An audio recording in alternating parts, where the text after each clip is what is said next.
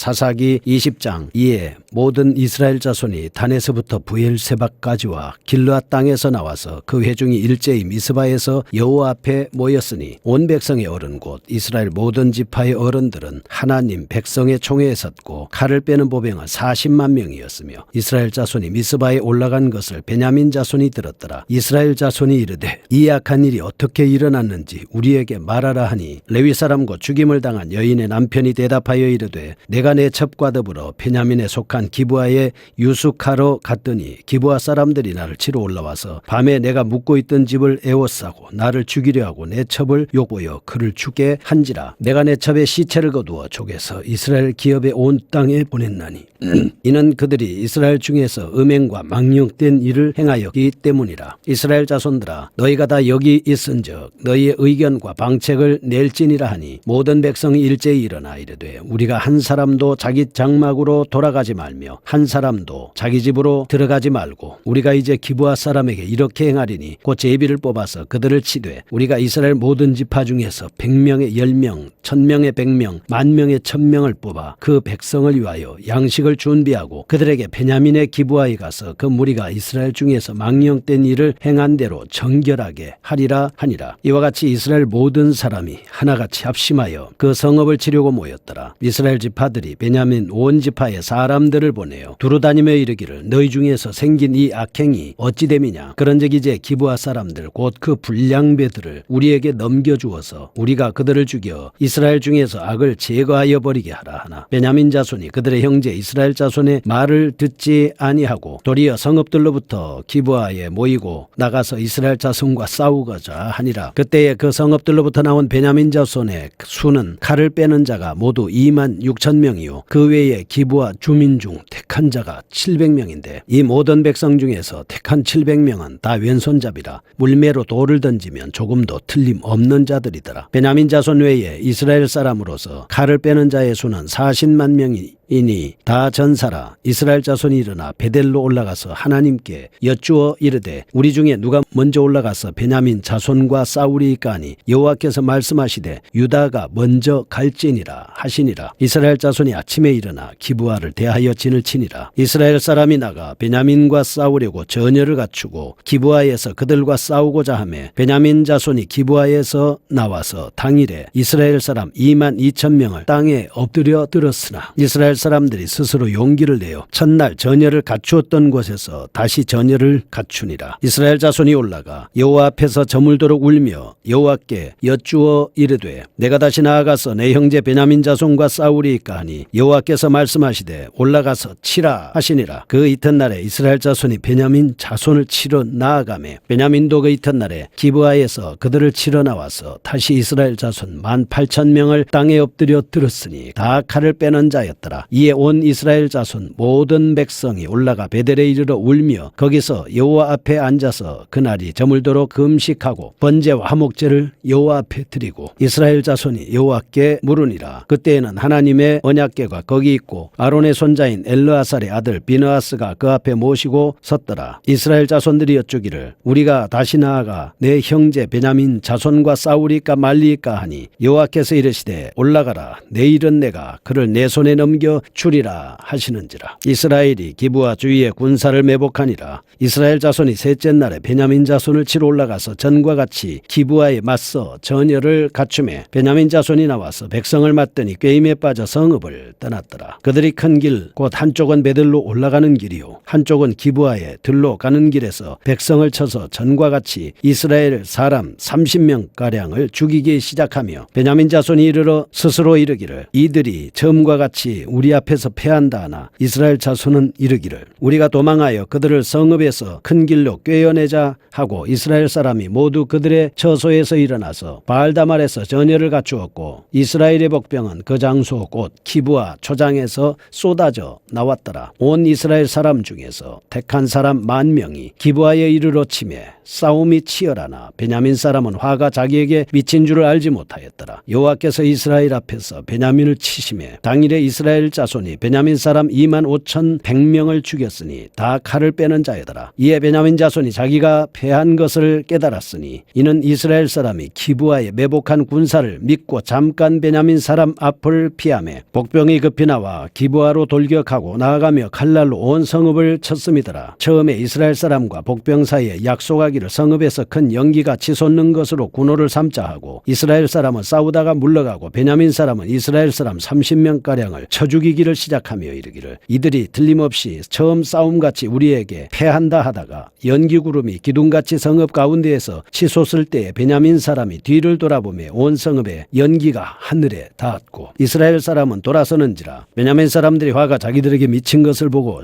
심히 놀라 이스라엘 사람 앞에서 몸을 돌려 광야길로 향하였으나 군사가 급히 추격하며 각 성읍에서 나온 자를 그 가운데에서 진멸하니라. 그들이 베냐민 사람을 에워싸고 기브아 앞 동쪽까지 추격하며 그 쉬는 곳에서 짓밟음에 베냐민 중에서 엎드러진 자가 18,000명이니 다 용사더라. 그들이 몸을 돌려 광야로 도망하였으나 림몬 바위에 이르는 큰 길에서 이스라엘이 또 5,000명을 이삭 줍듯 하고 또 급히 그 뒤를 따라 기돔에 이르러 또 2,000명을 죽였으니 이날에 베냐민 사람으로서 칼을 빼는 자가 엎드러진 것이 모두 25,000명이니 다 용사였더라. 베냐민 사람 600명이 돌이켜 광야로 도망하여 림몬 바위에 이르러 거기에서 넉 달 동안을 지냈더라. 이스라엘 사람이 베냐민 사람 자손에게로 돌아와서 온 성읍과 가축과 만나는 자를 다 칼날로 치고 닥치는 성읍은 모두 다 불살랐더라. 아멘. 사사기 20장입니다. 이스라엘에서 내전이 벌어졌습니다. 레위인의 충격적인 고발로 인해서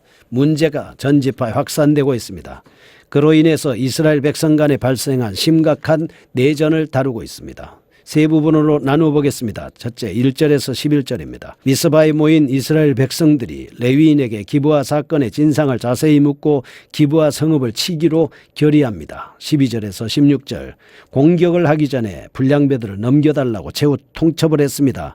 그러나 베냐민 지파가 이를 거절하고 도리어 군사들을 모아 이스라엘 연맹군에게 먼저 전쟁을 개시하는 장면입니다. 두 번째입니다. 17절에서 25절, 이스라엘 백성들이 수적인 우세함에도 불구하고 베냐민 지파에게 연일 연파당하는 장면이 기록되고 있습니다. 26절에서 28절, 연일 패배하던 이스라엘 연맹군이 하나님 앞에서 회개하고 화목제와 번제를 드립니다. 29절에서 48절입니다. 이스라엘 베냐민 지파에게 크게 승리하는 장면이죠. 21장에는 이때 림몬바위에 숨은 600명 이외에는 모든 베냐민 사람들이 죽임을 당했습니다. 자칫 잘못하면 베냐민 지파가 사라질지도 모르는 심각한 위기에 처했습니다. 정리해 보겠습니다. 첫째, 아직까지도 공동체 의식이 살아있고 지파 간의 유대가 분명한 사사시대 초기에 이미 이스라엘은 심각한 도덕적 붕괴 조짐이 있었다는 것입니다. 이를 반증하는 대표적인 예로 대제사장 비느하스의 경우를 들 수 있습니다. 모세 때부터 활동했던 사람입니다. 27, 28절을 보면 숫한 하나님의 역사를 체험했습니다. 본장을 보면 한낱 허수아비 제사장에 불과했음을 알 수가 있습니다. 2장 7절, 여호와께서 여호수아와 이스라엘을 위해서 행하신 큰 일을 본 자들이 살아있을 동안에는 백성을 섬겼다. 그러나 그 세대 사람들이 죽고 난 후에는 대제사장 비느하스 시대에도 이스라엘 중에 망령된 일이 벌어지고 있었습니다. 그 비느하스는 이스라엘 백성들에게 여호와의 큰 일을 가르쳐야 할 책임이 있었지만 그의 무책임함 때문에 이스라엘 백성들은 타락의 길로 접어든 것입니다. 두 번째, 이스라엘 백성들은 기브아에 행하게 대해 범민족적인 분노를 나타냈으나 그들 모두가 그 같은 죄악에 공동 책임이 있다는 사실을 깨닫지를 못했습니다. 6절, 9절, 10절, 12절 미스바에 모인 이스라엘 백성의 총회에서 다루어진 내용을 살펴보겠습니다. 기브아의 범죄를 자신들의 범죄로 다루지 않고 베냐민의 범죄로 다루고 있다는 것입니다. 이스라엘 백성들은 마치 자신들이 재판관이나 된 양 베냐민 지파를 향하여 너희 중에서 생긴 이 악이 어찌 됨이뇨, 이스라엘 중에 악을 제하여 버리게 하라라고 거만하게 선포했습니다. 그들은 하나님께서 이 사건을 통하여 전 민족적인 회개운동이 일어나기를 바라고 계심을 깨닫지 못했습니다. 함부로 형제를 정죄하기에 이르는 것입니다. 그러므로 우리는 어떤 행악이 전 민족의 문제로 부각되었을 때 함부로 남을 정죄하는 어리석음을 범하지 말고 우리를 향한 하나님의 뜻이 무엇인가 하고 지혜를 살펴야 합니다. 첫 번째 보겠습니다. 미스바 총회가 결의한 내용입니다. 19장 29절에서 30절입니다. 레위의 전가를 받았습니다. 이스라엘 미스바 사람들이 총회로 모였습니다. 1절에서 11절 기브아를 칠 것을 결의합니다. 첫째, 8절은 기브아의 불량배를 징계하기 전까지는 아무도 집에 돌아가지 말 것. 둘째, 10절 전체 백성 중 10분의 1을 군사로 모집하고 그들에게 군량말을 공급할 것. 세 번째, 21장 1절 자신들이 딸을 베냐민 자손을 아내로 주지 말아라. 네 번째, 21장 5절 하나님의 총에 나오지 아니하는 지파는 멸할 것이다. 이래서 12절에서 16절 이스라엘 백성들은 기브아 성읍을 공격하기 전에 베냐민에게 불량배를 넘겨달라는 최후 통첩을 보냈으나 베냐민 지파가 이를 거부하고 오히려 군사를 일으켜 내전이 불가피하게 됐습니다.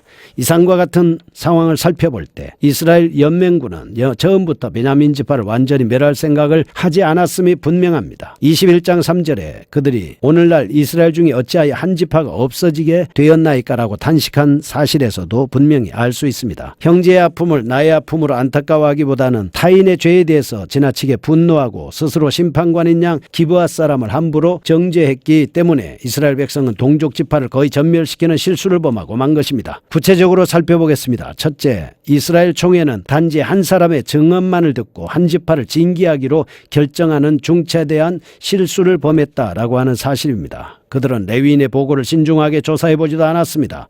베냐민 지파에 대해 문제 해결의 여지나 회개 기회조차 주지 않았습니다. 기브아 성읍을 치기로 결정했습니다. 성경에서는 어떤 죄를 심판함에 있어서 반드시 두세 사람의 증인을 요구하고 있습니다. 성경에서는 징계하기 전에 조용히 훈계하여 회개하도록 힘써야 함을 가르치고 있습니다. 이러한 법에서 이스라엘 총회는 구원의 기회를 완전히 박탈하는 실수를 범한 것입니다. 둘째, 이스라엘 백성은 베냐민 지파를 총회에 참석시키지 않은 실수를 범했습니다. 본문을 살펴볼 때 베냐민 지파가 고의적으로 이스라엘 총회에 참석하기를 거부했다고 단정 지을 수는 없습니다. 오히려 이스라엘 백성이 베냐민 지파에 사전에 통고하지 않았습니다. 군대를 미스바에 직결시키고 그리고 베냐민 지파에 대해서 분개했습니다. 그러므로 그들로 하여금 스스로 해결할 수 있는 여지를 주어야 했었습니다. 한편 이스라엘 연맹군이 일방적으로 베냐민 지파를 응징하려 한 것이나 베냐민 지파가 자체 내의 악한 세력을 비호하려고 한 것은 당시 지파 간에 심각한 갈등이 있었음을 반영해 주고 있습니다. 두 번째, 이스라엘 연맹군의 패배입니다. 17절에서 25절 말씀해 보면 연맹군은 수적인 우세에도 불구하고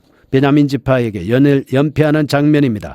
26절에서 28절 그리하여 온 백성이 하나님 앞에 회개 제단을 쌓습니다. 22만 6,700명, 베냐민보다 무려 15배에 달하는 엄청난 수적 우세에도 불구하고 연맹군이 패한 이유는 무엇입니까? 첫째, 그들은 이스라엘 지파를 형제로 여기지 않고 이방인으로 여겼습니다. 둘째, 그들은 전쟁에 임하기 전 하나님 앞에서 회개 제단을 쌓지 않았습니다. 셋째, 베냐민 지파의 막강한 전투력도 이스라엘 연맹군이 패배의 원인이 됐습니다. 마지막입니다. 29절에서 48절 연맹군의 승리와 결과를 보겠습니다. 전쟁의 결과 이스라엘 12지파 중에 하나인 베냐민 지파가 사라질 위기에 처했습니다. 언약 공동체로서 이스라엘 붕괴 위기가 아닐 수 없습니다. 때문에 이스라엘 연맹군은 크게 후회하며 시급한 해결책을 꾀합니다. 이는 다음 장의 내용을 이루고 있습니다. 우리는 이러한 내용에서 두 가지를 정리할 수 있습니다. 첫째, 자신에 대해서는 조금도 용납하지 않는 경계의 자세를 가져야 합니다. 둘째, 타인의 죄에 대해서도 정죄하기 앞서 권면하고 용서하는 사랑의